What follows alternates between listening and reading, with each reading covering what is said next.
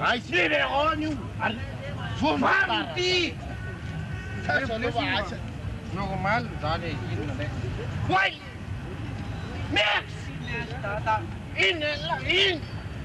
Ay, pwede ron. Sige. Pwede ron.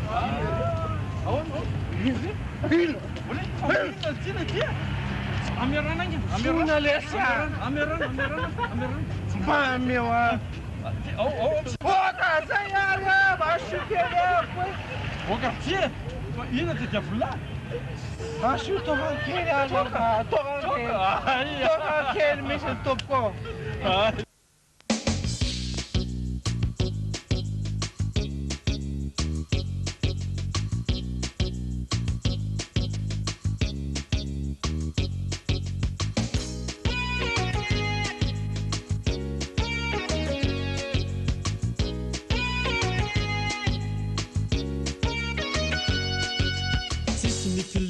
Kain nanao paka tsy aleo verobandy mirevo mafitaka zay mihitsy andao andeha atsaka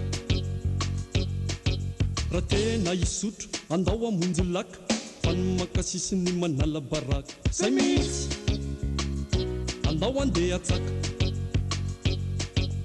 tsisy ny filinina kain nanao paka tsy aleo verobandy mirevo mafitaka zay mihitsy andao andeha atsaka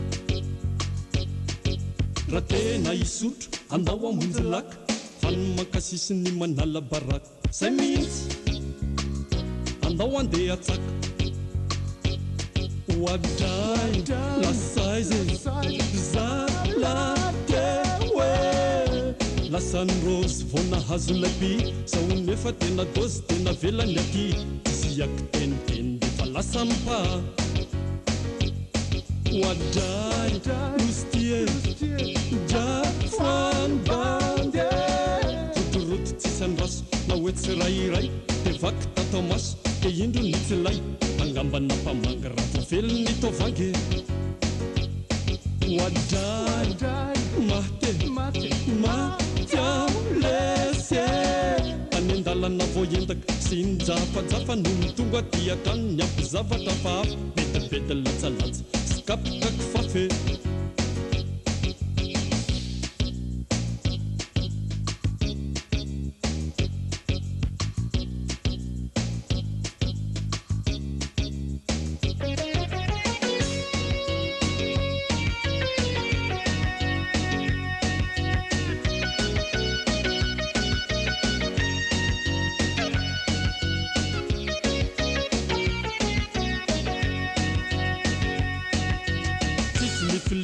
kaona alty tsy aleo vemba mirevirevy kelypi zay mihitsy andao andeha atsaka